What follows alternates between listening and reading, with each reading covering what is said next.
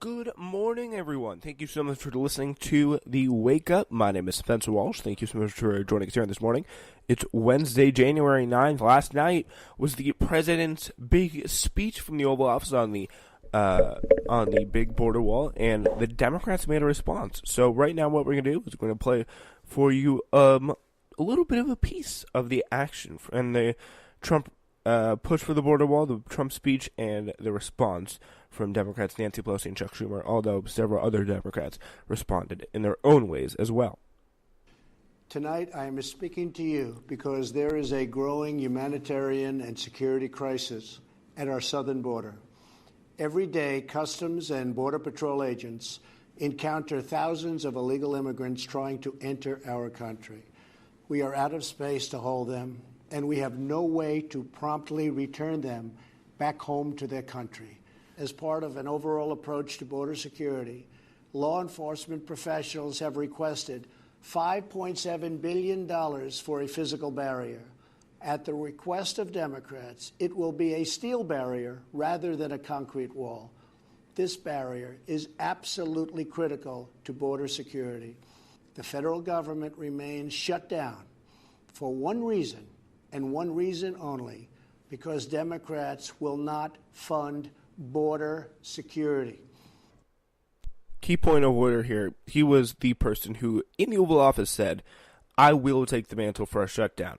That was among many other lies that he said, including drugs. Just for quick ones here, drugs are coming still flooding over the border through illegal points of entry. Most of them come through points of entry in passenger vehicles that are completely normal, and there's nothing a wall will do to stop them, just better security on those areas, which is what the Democrats have wanted and have been pushing for. So yeah, there's that. That was a big lie. There was also the kind of misrepresentation of the crime that is committed by these illegal immigrants, saying that all they do is commit crime, sharing stories about pretty much the day after Christmas where a cop was killed. And the truth is, Americans, as I'm sure you probably heard at one point or another, commit crime at a much lesser rate than or immigrants do commit crime at a much lesser rate than normal average Americans. All right, here's the Democratic response from both Nancy Pelosi and Chuck Schumer. The president has chosen fear. We want to start with the facts. The fact is, on the very first day of this Congress, House Democrats passed Senate Republican legislation to reopen government and fund smart, effective border security solutions. But the president is rejecting these bipartisan bills which would reopen government over his obsession with forcing American taxpayers to waste billions of dollars on an expensive and ineffective wall, a wall he always promised Mexico would pay for. We don't govern by temper tantrum. No president should pound the table and demand he gets his way, or else the government shuts down.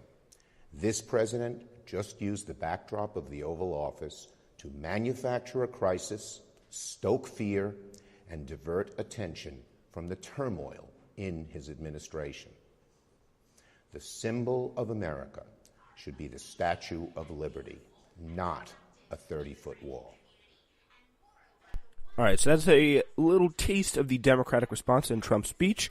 That's the big deal. So the president's really was attempt to get a really direct appeal to the American people, and his planned trip to the border on Thursday are meant to pressure Congress to approve $5.7 billion in funding for a border wall. Yet Trump privately acknowledged earlier Tuesday that the speech would change little, according to inside sources. Democratic leaders then, obviously, as you just heard, gave their own televised address.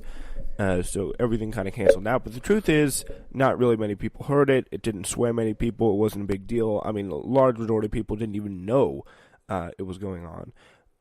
So that is something that either both the Democrats and the Republicans are going to have to contend with. A really remarkable thing I saw happen was Alexandria Ocasio-Cortez and Rachel Maddow, a little over 15 minutes or so, I'd say, after the speech happened and the whole thing played out.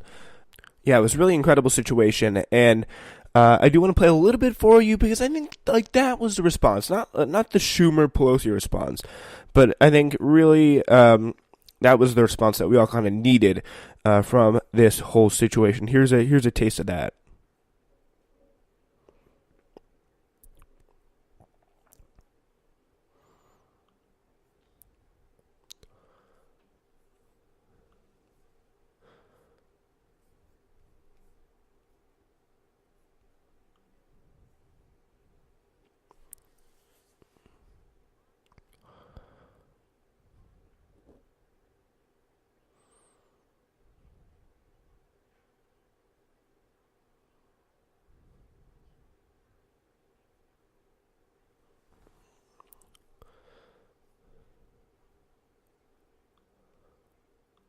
The president should be really defending why we are funding such an agency at all. Because right now, what we are seeing